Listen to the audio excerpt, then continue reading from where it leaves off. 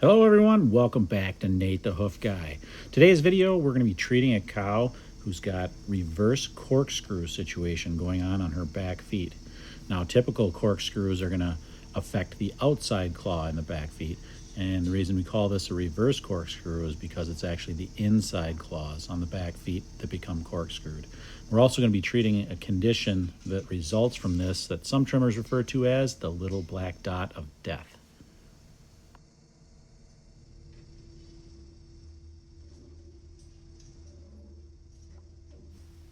When we're talking about corkscrew claws, or in this case, reverse corkscrew claws, what we're talking about is a claw that has rotated.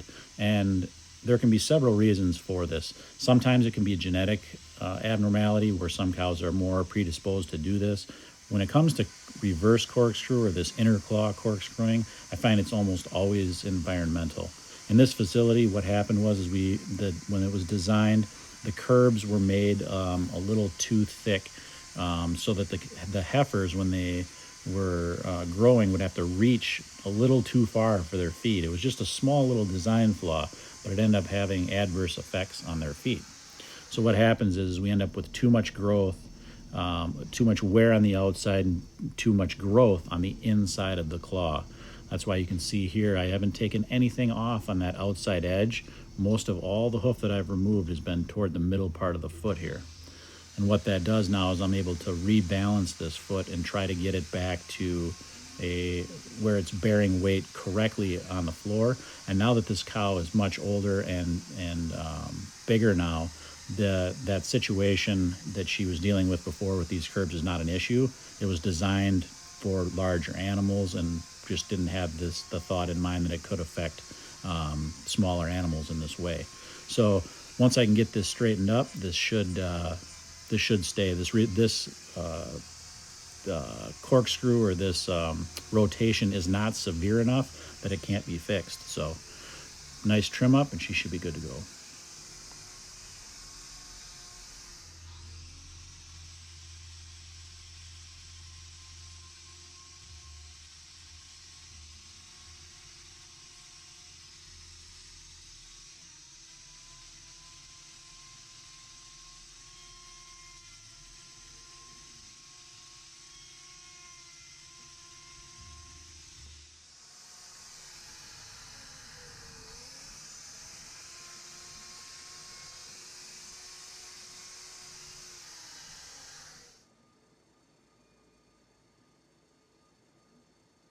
And there's the finished product for that foot, much more balanced and much more comfortable.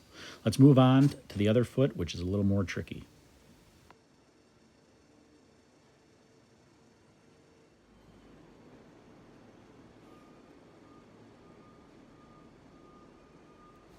From this angle, you can see how much more growth is in that toe region of that foot, and you can kind of see here what actually needs to be removed. If you notice, the heels are about right. There's not a lot to take off on that inside heel, even though that toe section is really out of whack and needs to be fixed.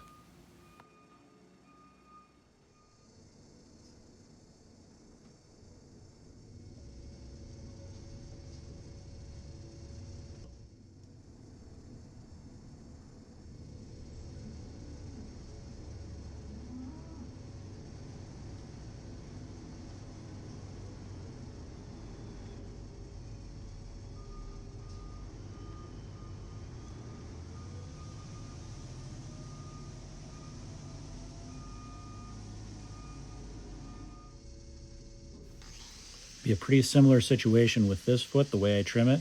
I'm not going to take a lot off on that outside edge near the heel. I'm going to taper it down, taking off more toward the inside and more toward the toe section of this inside claw. You notice that outside claw, that lateral claw, does not have a lot of growth on it, because of the wear situation with the strange wear situation with this claw. So we don't have to take much off of that. I'm mainly just getting that ready to smooth it out and get it ready for a block if I need to, and taper this inside claw and get it trimmed up the correct way.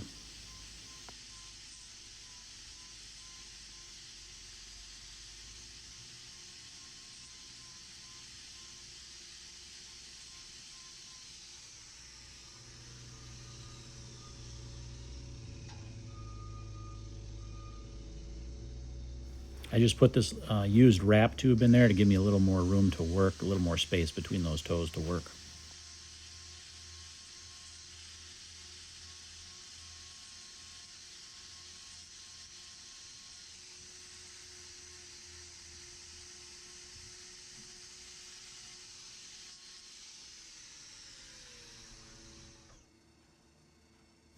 This angle here allows you to see how far that white line on the inside has changed, or what appears to have changed based on this rotation, the extra growth from that rotation.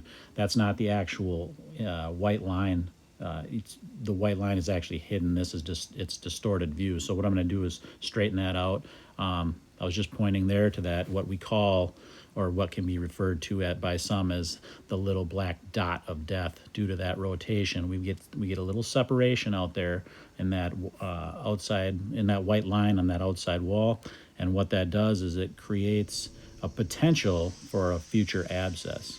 So what we're going to do is a little bit different. I'll explain it a little bit here in a minute. We're not going to notch that out. I'm going to just treat this a little bit different, and I'll talk about that in a minute.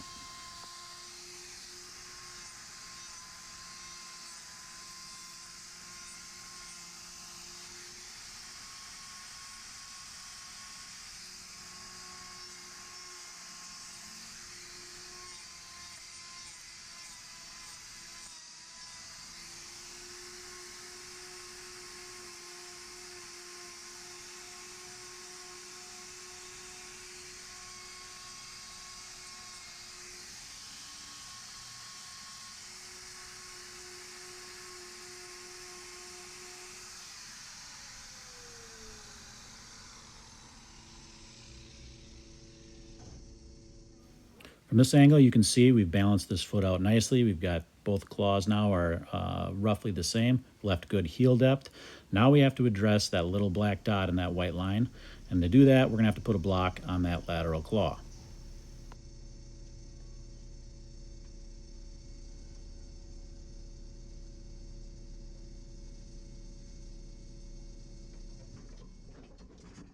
And as is normal, they like to move right when you're trying to position that block correctly. The reason I'm applying a block to this claw, even though this cow is not lame, is because that little black dot in the white line there is notorious for causing lameness, future lameness. What happens is because this outside wall has rotated a little bit, it's caused a pressure there to open up that wall. And even though she's not lame yet, because now that we've got this squared up, this could allow bacteria to get in that crack and cause an abscess in the future.